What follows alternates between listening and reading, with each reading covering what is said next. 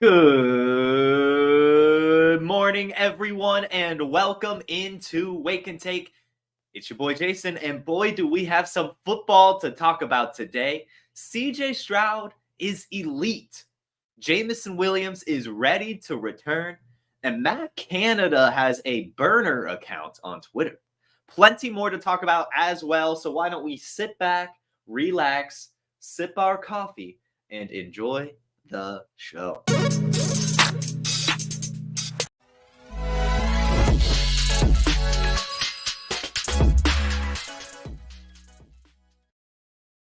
First things first, good morning, everyone. Glad to see you here in the chat. What is up, big time Timmy Jim? Guten Tag to you. Good morning, Instagram chat as well. Let's get things rocking. We're going to start things off. I'm going to share my screen here. I saw this clip on Reddit. Check this out. This is Daniel Jones being pressured immediately. Literally, look at that. He snaps the ball right here. 1 second later, 4 dudes are about to sack him. And that's the problem. I'm going to play this one more time while I talk about this. That's the problem with New York right now. It's not Daniel Jones. It's not the fact that Saquon Barkley is out, although that would help him. And it's not the fact that Darren Waller isn't performing well. What's wrong here is that offensive line is terrible. That offensive line is terrible. Daniel Jones right now has been sacked the second most times in the league. Already sacked 22 times. 22 sacks already. Ridiculous. He has the 5th most pressured throws as well so far this year, and that was only through 3 weeks. The player profiler data has not been updated yet with the 4th week stats, so we're still talking about a guy who was basically pressured the most in the league. Right, and they had just spent a first-round pick on Evan Neal, who looks to be a bust already. Granted, there's going to be some more time, and, maybe he'll turn it around.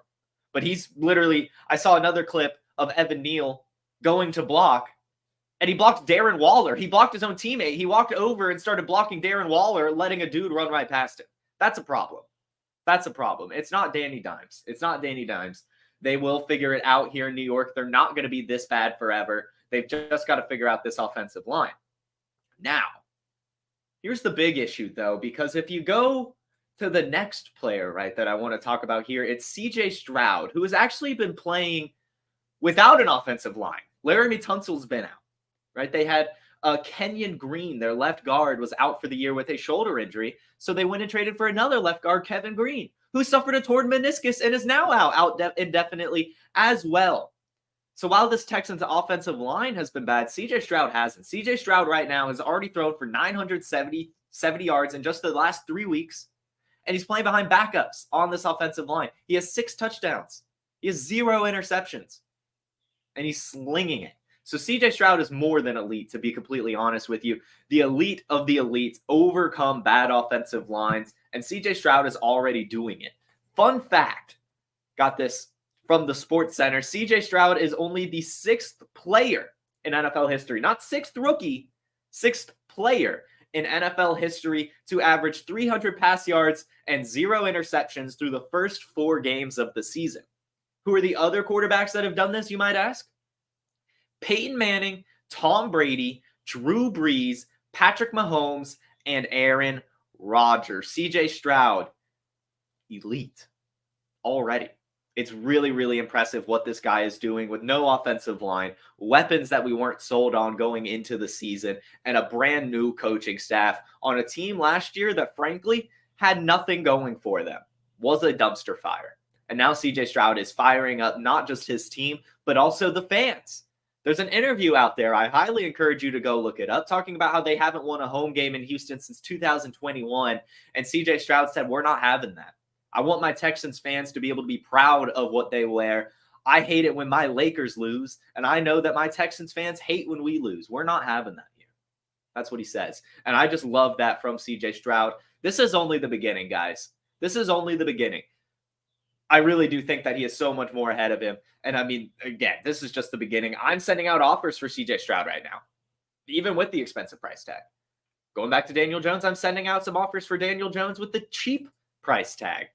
Right? Because even though Daniel Jones does have the 5th most pressured throws, he's 9th in pressure completion percentage, which is still really good. So I do think Daniel Jones turns it around, but it is concerning when you see a rookie without an offensive line doing the things that CJ Stroud is doing so early and so competently. CJ Stroud, an elite quarterback. Daniel Jones, just good, if even that.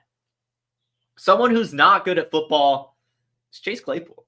He had a great rookie season, but since then has completely fallen off. The Bears did one of the worst trades in NFL history, sending their 32nd overall pick for Chase Claypool last year, and he's done nothing with the team. He was put on the trade block last week, and well, all they wanted was a 6th or 7th round pick, maybe even a pick swap, and the stuff that I've seen so far say that no team even wants to pay that for Chase Claypool. No team wants to even pay that for Chase Claypool, and that's a problem. The rumors now are that he'll probably be released by the end of the week or next if they can't get any offers for him.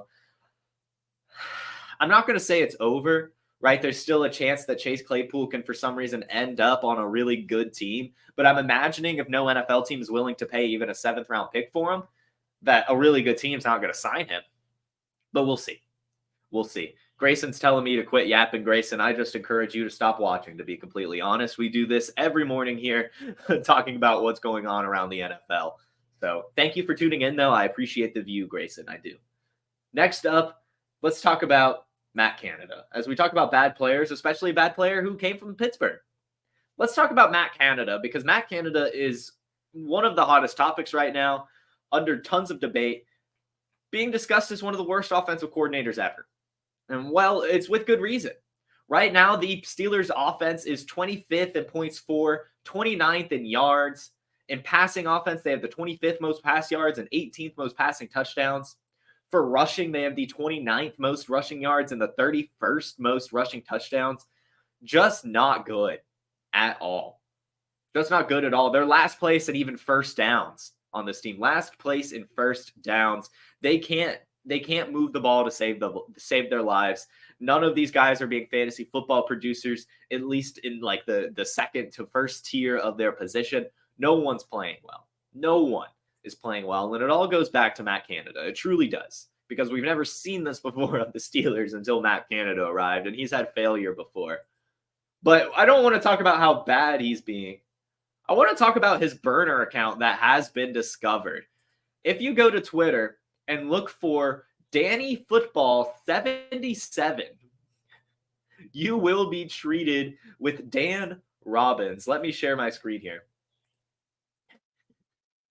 Dan Robbins defending Matt Canada, right? Blitzberg tweets out, Kenny Pickett might not be it, but we won't know his full potential until he gets a real offensive coordinator. Matt Canada is certainly not helping him out in his development. Dan Robbins replies, and then when the next guy doesn't magically turn him into Patrick Mahomes, you'll be cast away too. There's another. Blitzberg then points out George Pickens is a superstar on any other team with a competent offensive coordinator. Dan Robbins points out, well, George Pickens has 30 targets through 4 games. That's the same as guys like CeeDee Lamb. Canada's getting him involved. Get your facts straight. You want another one?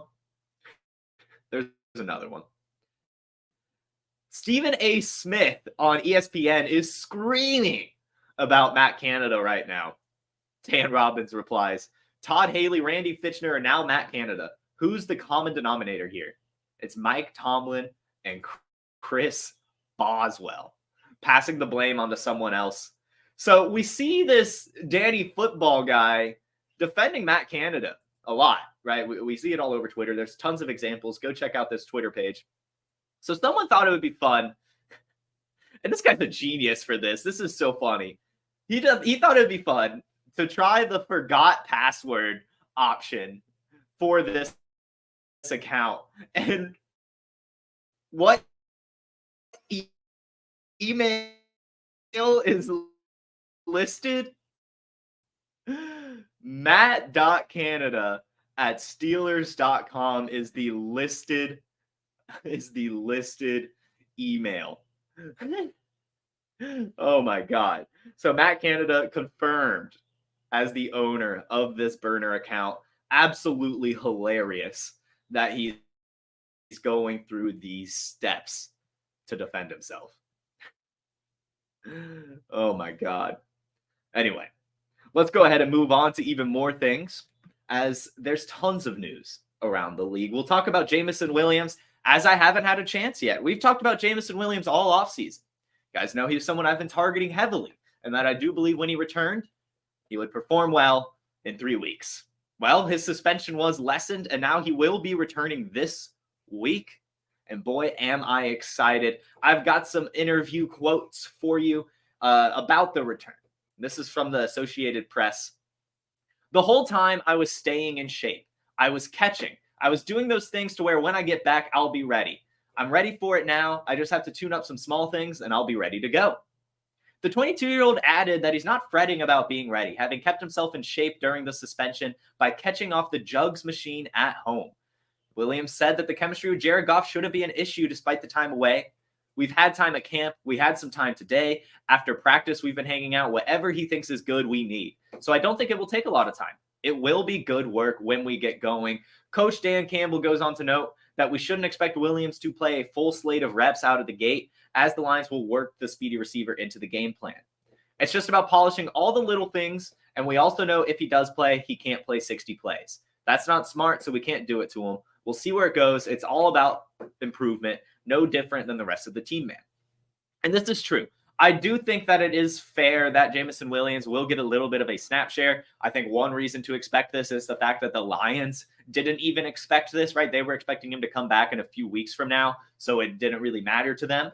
Will he still get some usage? 100%. But I don't think that we're going to see the full Jameson Williams usage yet. Him lined up outside 90% of the time, running streak routes 90% of the time. I don't think we're going to see that yet. I think we're going to see him maybe hit a 50% snap share this week and, maybe 3-4 targets, maybe a touchdown. I don't think anything super fancy. I'm unfortunately having to start him as I'm being bit in the ass by bye weeks this week and a couple injuries.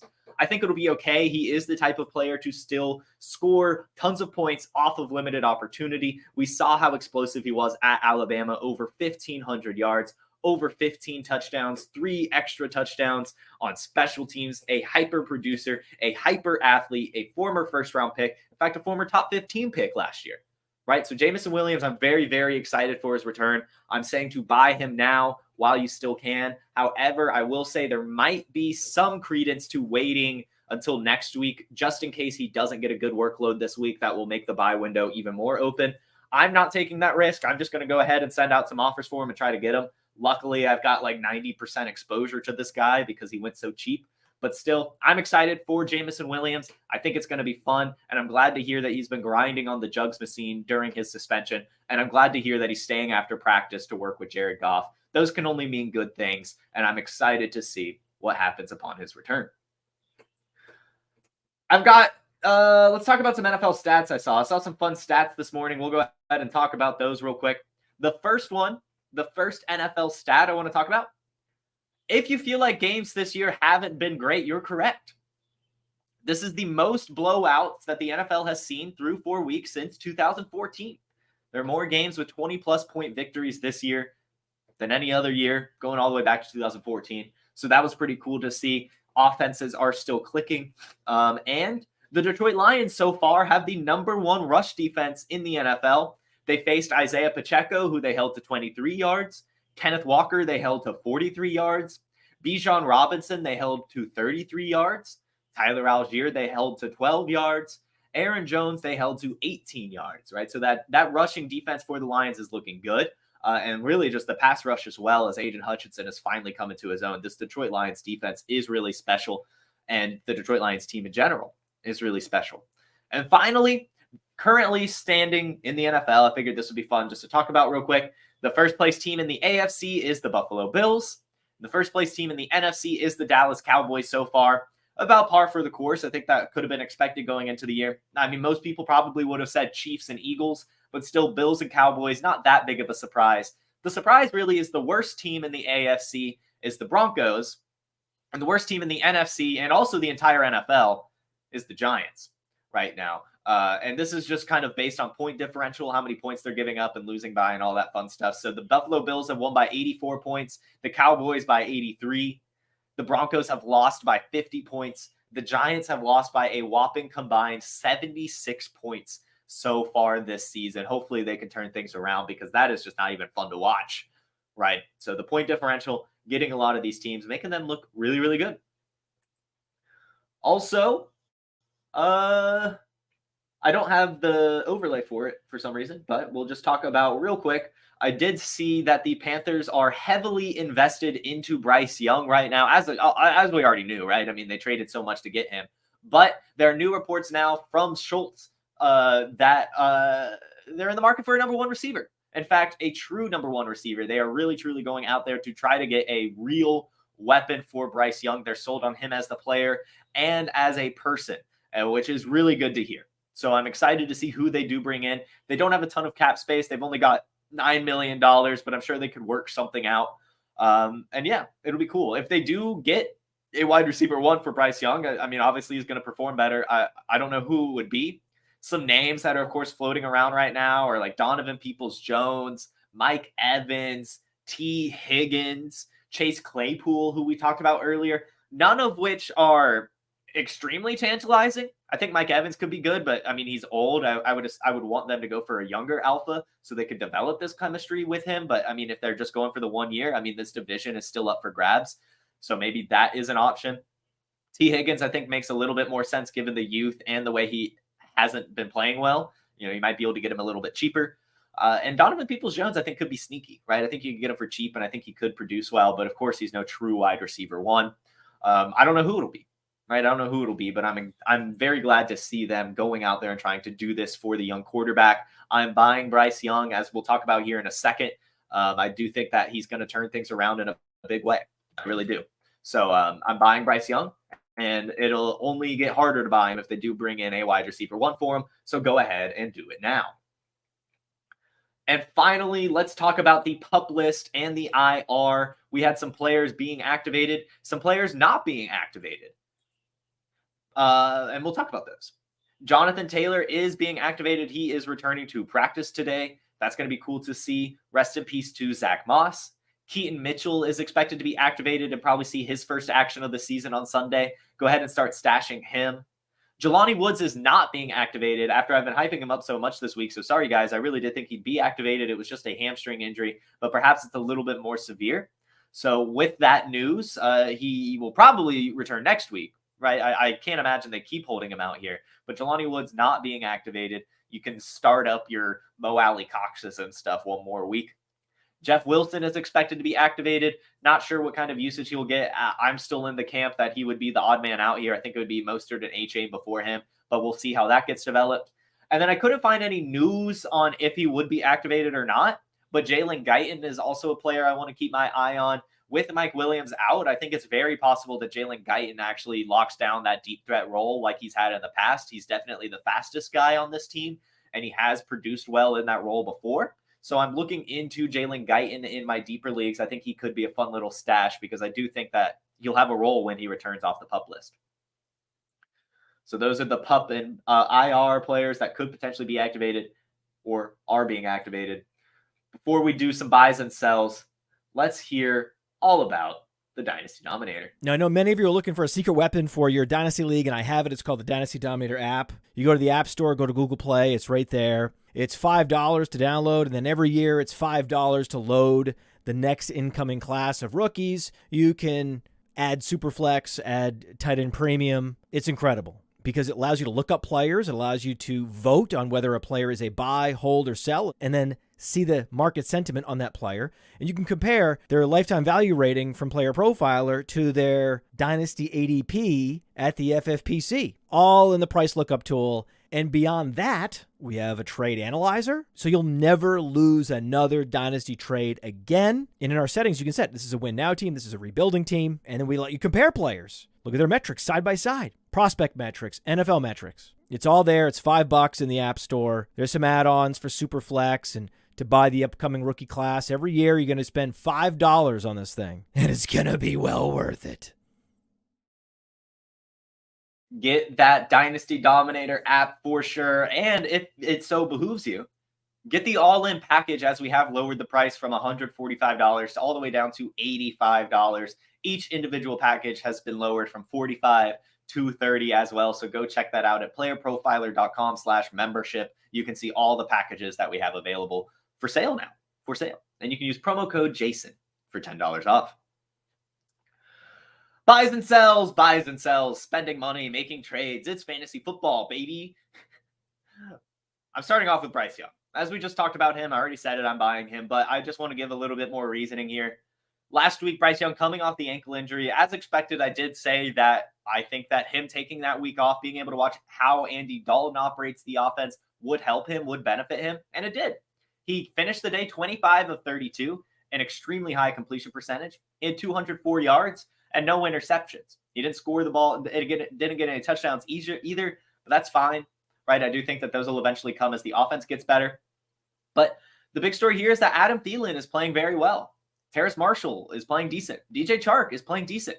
And Jonathan Mingo, before his concussion, was getting fed and doing okay with it as well. So the supporting cast around Bryce Young is fine, right? And if they bring in another wide receiver, then it's going to get even better. He threw those 2 interceptions in week 1, hasn't done it since. And he's thrown the ball 30-plus times in every single game. The Panthers are going to be behind or in close games all year as well. And so I think it's going to be good. And surprisingly, he has the 6th most unrealized air yards, which shows that there's still some untapped ceiling there for Bryce Young. I do think things will bounce back around for him. And we're also seeing him start to scramble as well. He had 30 rush yards in week 2 and getting some yardage there, which I think could give him a nice floor as he continues to do that. And if they don't bring in a wide receiver 1, right, there's always Marvin Harrison next year with the way they're playing now. So Bryce Young, I'm buying, and I'm also buying Jonathan Mingo, because even if they do bring in a wide receiver 1, I do think that Jonathan Mingo is going to still get his targets. Before his concussion, he had 5 targets, 8 targets, and then 5 targets in half a game. So he was on pace for another monster target game. We saw Terrace Marshall last week at 10 targets. I think most of that was the Jonathan Mingo usage. So I am buying Jonathan Mingo while he's cheap, while he hasn't played in a couple weeks. Right. I think the price is low because even though he's been having the targets, he hasn't had the production. He still hasn't even crossed 30 yards. So Jonathan Mingo is an excellent buy right now. Another buy is Kyle Pitts. I know he's been starting awful. The Falcons offense looks awful, but guys, it just doesn't matter for a player like Kyle Pitts. And you don't even have to buy him to throw him in your lineup. But when buying opportunities arise for players such as Kyle Pitts, you've just got to capitalize on it. You can put yourself in tight end hell with him on the bench until he figures it out, right? But if the Falcons do bring in a quarterback upgrade, then Kyle Pitts is going to get even more impossible to obtain. The week that we finally get a Kyle Pitts ceiling game, he's off the trade block, right? So you've got to do it while you can. And you can get burned by it. It's fine, but he's a superstar with so much ceiling on an offense that's only going to get better. So I'm buying Kyle Pitts. I really am. I think you have to. I genuinely do believe you have to. And wouldn't it just be funny, right, now that everyone's sold on Jonnu Smith, right? Everyone's like, oh, you've got to go pick up Jonnu Smith. He has this role locked down. He's the tight end roster on the Falcons. Now that everyone's finally sold on that, wouldn't it just be funny if next week Kyle Pitts has a ceiling game? That's exactly how these things tend to go, is everyone gets sold on one player, and then it's over for that player. It's the next guy. So look for Kyle Pitts to bounce back at some point. And if they ever bring in a quarterback, right, which I do think they will, especially next year, then Kyle Pitts is going to be impossible to obtain. Do it while you can. Do it while people are upset with his performance. You'll be happy you did so when he finally does tap into that ceiling. Joe Burrow also needs to be bought. And he might never get right this year. But how often can you have an opportunity to buy a quarterback of Joe Burrow's caliber in dynasty leagues? Never. Really never. So use this opportunity to buy him. And use this opportunity to buy Ja'Marr Chase as well. Yes, you still have to pay up. But you don't have to pay up as much as you had to going into the season. Right? You can still get Joe Burrow and Ja'Marr Chase for reasonable prices. And when things are reasonable for those kinds of players, you have to do it. Right? And Joe Burrow might have to be a luxury thing. You know, you might not want to trade for him to depend on your main quarterback right now. But even if you do, I mean, I do fully expect him to bounce back at some point. Right? It is Joe Burrow and it is the Bengals who get hot at the end of the year. I mean, it's going to be totally fine. So go ahead and buy him now while things are down. While things are down for Daniel Jones, I think you need to buy him as well because he still had a decent fantasy floor last week despite 3 turnovers. And that's really good. He's scrambling a ton. And things are going to get better for him as well. The Giants can't be this bad forever. They were in the playoffs last year. guys. So I do think they'll turn it around. Saquon Barkley will return at some point. The offense will start to look a little bit better. And hopefully the offensive line starts to gel together as well. If Evan Neal can, reach that draft capital play like that, then it'll be fine. So I'm sending out some offers for Daniel Jones right now. I am. DeVonta Smith, I'm trying to buy right now. Sometimes we always talk about buying low, selling high on players. So everyone maybe is saying sell high on A.J. Brown or buy high on A.J. Brown because he just had this game.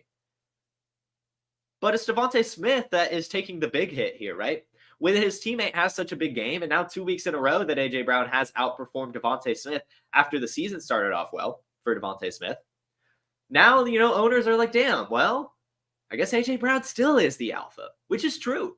But DeVonta Smith is still going to have his games, and he's obtainable right now for a cheap-ish price. So I'm sending out some offers for DeVonta Smith. Jahmyr Gibbs as well. Jahmyr Gibbs needs to be bought. He's playing not great, not getting a ton of usage, and David Montgomery is the story here, which means you can buy Jahmyr Gibbs. If you remember what the price was this offseason, it was astronomical. It's nowhere near that now, which means it's a buying opportunity. It's a buying window. And rookies sometimes start off slow. We have been treated to some awesome rookies as of late, and even this year, right, with Bijan Robinson or Breece Hall and Kenneth Walker last year. Christian McCaffrey, Saquon Barkley. But would you be surprised if I told you Jahmyr Gibbs has the same amount of touches through 4 weeks that Christian McCaffrey had through his first 4 weeks as a rookie? You would be surprised. You would, but it's true. Jahmyr Gibbs is still getting plenty of opportunity. It's just not as much opportunity as David Montgomery. But he's still being utilized, and he's still a hyper athlete, right? So go buy Jahmyr Gibbs while you can. It's going to get better as the season goes on. Cam Akers, I think you need to buy. Cam Akers, I think you definitely need to buy because I still don't believe in Alexander Mattison. And I still do believe in Cam Akers. I think he'll turn things around. I think there'll be a few games there where he's the lead back. Say Alexander Mattison gets hurt or, just ends up sucking and loses the job altogether. But Cam Akers is dropped in a lot of leagues. You can pick him up and hold him. And I bet you could get him for like a 3rd-round pick, right? And I'm doing that. I still think the upside and ceiling is there for Cam Akers. Still a really good athlete on a really good offense. And that's honestly 2 things you want, right? So Cam Akers. Jaxon Smith-Njigba, this is perhaps the biggest buy on the show. Jaxon Smith-Njigba, compared to every single rookie, has probably had the worst start, right? We just talked about Jahmyr Gibbs off to a bad start. Jaxon Smith-Njigba has an even worse start. But, we saw it on Ross St. Brown's rookie season, right? He didn't do anything until like the last few weeks of the season. And then he became hot and ended up being still a top 24 wide receiver. So I think there's still plenty available for Jaxon Smith-Njigba, but things will get better as the year goes on. Tyler Lockett's old. DK Metcalf has had injury history before as well. Jaxon Smith-Njigba is fine and going to be awesome, especially going into 2024, 2025. You need to buy him now while you can. Jaylen Waddle as well. He's going to have ceiling games, guys. Buy him before that ceiling games happen. Buy him before people remember how good Jaylen Waddle is and was, right? Jaylen Waddle is still a really, really good athlete on the Miami Dolphins. Behind Tyreek Hill, who is also old and has a little bit of an injury history. There's going to be Jaylen Waddle games. So buy him while you can. His price has taken a huge hit. Cooper Kupp as well. With Puka Nacua hyping himself up, getting all this hype in general, people don't know what kind of usage Cooper Kupp is going to get. But he's going to get Cooper Kupp usage. It's Cooper Kupp. So buy him while you can, especially for you contending teams that have started off really well. You've got to go send out some offers for Cooper Kupp. You've got to, because he's attainable and he used to not be. And that's kind of the argument with all of these. When values change, you've got to move, right? You've got to move. You've got to make moves. That's how it works. That's how you make your team better. You climb up the value ladder with trades. And another buy might be the Steelers, right? They're just so down right now, but I think at some point Matt Canada will get fired and they'll move forward. Kenny Pickett has the injury, so he has this buy window. Najee Harris and Jaylen Warren are basically splitting usage. Both of those guys are attainable. I'm probably not buying Jaylen Warren because he's expensive for a handcuff, but Najee Harris still worth a dart throw. And George Pickens hasn't produced really well, but I don't necessarily know if it's his fault yet. And if Deontay Johnson does return soon and Pat Freiermuth gets back and this whole offense is at full health, I think it'll be better for this team as a whole. So I'm buying them now while you can. I have some sells for you as well. Not as many sells as I have buys, but we'll start things off with Zay Flowers. I'm selling Zay Flowers. I know I told you guys to do that after week 1. I haven't changed my mind. Zay Flowers has done nothing to make me believe he is worth the value. He's being treated as the number 1 rookie wide receiver from this class, and he's not. You can still get Jordan Addison and Jackson Smith-Njigba plus. At the very least, you can do 1-for-1 swaps, which I still would do. Zay Flowers right now is 96th in average depth of target. Zay Flowers right now is the 12th most receptions, but only the 27th most yards. Zay Flowers has the 13th most red zone targets, but 0 touchdowns. And last week, without Odell Beckham and Rashad Bateman, Zay Flowers only had 3 receptions. There's not much ceiling here. The Ravens run the ball a lot. Mark Andrews is still the main guy and will be for the foreseeable future. Zay Flowers will be consistent and a good player on your team, but he is not worth the value right now. He is just not worth the value. Sell him now and buy him back at the end of the year after he still hasn't even had a 20-point game, right? When he's just averaging 10 to 15 points, which is good, but it's not great, and you can get a great return for him. I'm going to get burned at the stake for all of these. Keenan Allen. Keenan Allen is a sell. He's old, right? And he's the number 1 wide receiver in the league right now. When that's the case, you've got to look to sell. You need to get a good return for him because it is still possible, of course, that he doesn't get injured and he does play the whole year and he's still Justin Herbert's number 1 target, which is great value. And you had him for a cheap price. And so you've got to sell him because you've made money off of him essentially. And if you can get a really good return for him, I don't see why you wouldn't pivot. Try to extract some value off Keenan Allen while you can. This one's hard. CeeDee Lamb. And really just the Cowboys in general. As this defense is playing so well, they just don't need to score a lot of points. And CeeDee Lamb, in particular, is still valued as the 4th best wide receiver, a top 10 overall dynasty asset, which is probably true. So you need to sell high on CeeDee Lamb. You still need to get a really good return, but I'm doing it. I'm also selling Tony Pollard. I'm also selling Dak Prescott. I'm also selling Jake Ferguson. I think you should because, again, they don't need to score a lot of points. That defense is really good. And while they're getting some volume and some usage, it's not as much as they should be getting, and they're not having as much production as they should as well. I will say one little caveat with this is that the next 4 weeks for the Cowboys are shootouts. So you could maybe wait for one of these to be a ceiling game for any of these guys. They've got the 49ers, the Chargers, the Rams, and then the Eagles for the next 4 weeks. So I think, CeeDee Lamb has a good game against the 49ers, sell him. Dak Prescott has a good game against the Chargers, sell him. Tony Pollard has a good game against the Rams, sell him. Start looking at these Cowboys, wait for a pop game because it's not going to continue. And at some point, they're going to go back to playing the Giants. They're going to go back to playing the Commanders. They're going to go back to playing bad teams, and they're not going to score a lot of fantasy points. I know this is more dynasty that we talk about here, but still, I'm moving my Cowboys if I can get a really good return, which I think you can. Brock Purdy, I want to sell as well. I talked about this on Trade Gods last week, but right now Brock Purdy's being treated as a quarterback 1, which is fair the way he's playing. But I'm looking to sell Brock Purdy. I mean, you could get Bryce Young plus for this guy now, and that to me is just crazy that we've gotten to that point. Brock Purdy is really good at football, don't get me wrong. But he's just Jimmy Garoppolo plus, which isn't that great for fantasy football. He's a fantastic quarterback 2, right? He's a fantastic quarterback 2. But you can get quarterback 1 return for him, and that's where I would look to sell. If you can get a really good return for Brock Purdy, you've got to do it. You've got to do it because this guy isn't asked to do a lot. He's asked to manage the game. He's asked to run the offense while the defense does the rest, and he's asked to put it in the hands of playmakers. He's not going to have many games with even 3 touchdowns, right? Most of these games for him are going to be 2 touchdowns, maybe 3. Not any 4 touchdown games, 5 touchdown games. That ceiling just is not happening for Brock Purdy, and that's fine, right? He's getting you, 20 points a game, which is exactly what you want from your quarterback 2. But again, you can get a really nice return for him. And you can also get a really nice return for his teammate, Christian McCaffrey. Coming off the best game of the season, the highest scoring player of this week, that means it's a sell window. I know it's Christian McCaffrey. He's the hardest player to sell. But with the past injury history, with the points and usage that he's getting now, he probably will get hurt at some point this year. He probably will. And so I'm looking to sell him while I still can, while I still want to get a massive return. You got to get a massive return. Like I'm talking like 3 Derrick Henrys type of return for Christian McCaffrey, but you can do that, right? The way he's playing, he's touted as the number 2 dynasty running back across the general consensus. But he's 28. or just up there in age, right? So I think 27 now. Doesn't matter. Older, injury history, getting a ton of usage. Sell Christian McCaffrey for a huge return.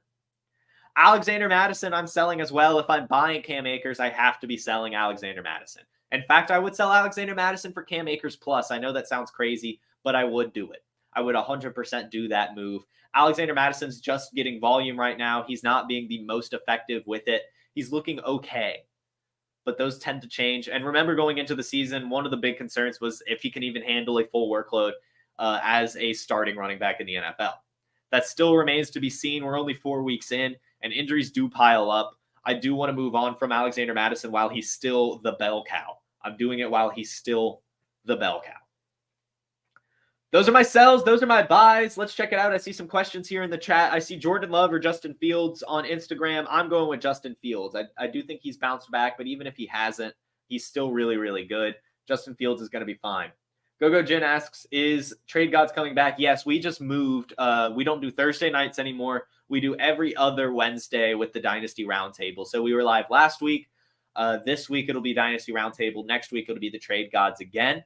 But also check it out. I do a video on our off weeks. I do a buy and a sell article every week that we're not live with a little video attached to it as well. So go check that out. I did talk about the players that I talked about in my article already. I did buy Bryce Young and Jonathan Mingo and sell Zay Flowers for that video. But still, it'll be produced well. I went into a little bit more detail as well. So you can check that out when that drops later this week. CJ looks amazing. Curious to see if it sustains once there's game film going around. Me too. But I do want to say I feel like the Steelers would have been the team to kind of find something wrong in his film, right? I felt like Mike Tomlin would maybe see something or TJ Watt would give him fits, but he didn't. Right? So I do think CJ Stroud is honestly probably here to stay. The Matt Canada stuff is hilarious. Anthony says, this is so true. I don't know why people would use the employee email. And I've got to say, whoever did the forgot password, that guy genuinely is a genius. I know I already said it, but that is just so funny that guy was able to go do forgot password and then just see that it was matt.canada@steelers.com. That's so funny to me. Just so funny to me. J-Mo going to get worked in slowly? Yeah, probably, but still, he's the type of player to do well. Jerry Judy, question mark. I still like Jerry Judy. I think he still has some potential, but his price tag is just a little bit too high. If you can get it for a decent price, I would do it. But I don't know. And it's hard to start him right now as well. Would you trade DeAndre Hopkins for Amari Cooper? No, I wouldn't. I think I would just hang on to DeAndre Hopkins.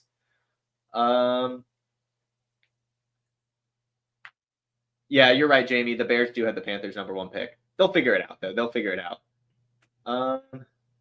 Would you trade Jerome Ford for LaPorta? Yeah, I'm trading Jerome Ford for Sam LaPorta every single day. You have Ertz, which is fair in your tight end concerns, but Zach Ertz will probably get hurt given his age and the usage right now. And someone says you'd have to get a haul to move Keenan Allen right now. Yeah, I mean, I want a haul. But, I mean, if you could leverage Keenan Allen to put yourself in like a Ja'Marr Chase discussion, I mean, come on, guys. Come on. I know it's hard to sell players when they're at the ceiling. That's kind of the whole thing, right? No one really knows how to time a market in general. Stocks, fantasy football. It's tough to do. And that's why when I see players at the top of their market, regardless of how high they're playing, you have to look to sell them because you can still get really good returns. How much higher can Keenan Allen get? Tell me. Can Keenan Allen have another 50-point game? Yeah, but is his value going to change? No, because he already did it, right? So Keenan Allen, while he's playing well, is at the top of his market. Plain and simple. Selling opportunity. And Anthony, you're right. Exactly. If we all knew how to time it, we'd all be billionaires. And that's kind of just my whole thing, right? If you see a player at the top, you've got to sell because that is timing the market.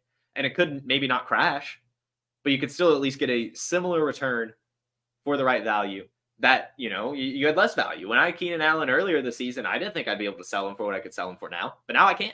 And so I'm looking to do it. And someone asks, finally, should you trade away Jonathan Taylor for Jaxon Smith-Njigba in a rebuild? I would probably look to get JSN plus, especially since you're a rebuild, you can afford to take your time with Jonathan Taylor. And we have short-term memory, right, in fantasy football, but Jonathan Taylor is still one of the best running backs in the league. And he's still young. Right? He's younger than Najee Harris, despite being in the league longer. That's one of the ones I always point to. right? So just don't worry about it. Hold on to Jonathan Taylor. I know Jackson Smith-Njigba is going to be awesome, but I wouldn't do a 1-for-1 trade. I wouldn't. I would look to try to get something thrown in on top there for you. All right, guys. Thank you so much for tuning in. This was another fun episode of The Wake and Take. I will see you all tomorrow at 10 a.m. on this YouTube channel, on the Instagram, on the Facebook, talking about Thursday Night Football, talking about some more news. I'll see you all tomorrow. Have a wacky Wednesday. Have a wacky Wednesday and a wonderful rest of your week. Have a good one. Peace. Hey, I want to take a moment to thank you for tuning in. It's important to me that all of our media be free. This is only possible because of you allowing a true independent sports media enterprise to thrive unlike any other in the business. So please subscribe to the All In Package to continue to make all of this possible, to ensure that all of our stats, information, data, content is available to you, especially you, the people that get the site and get the show.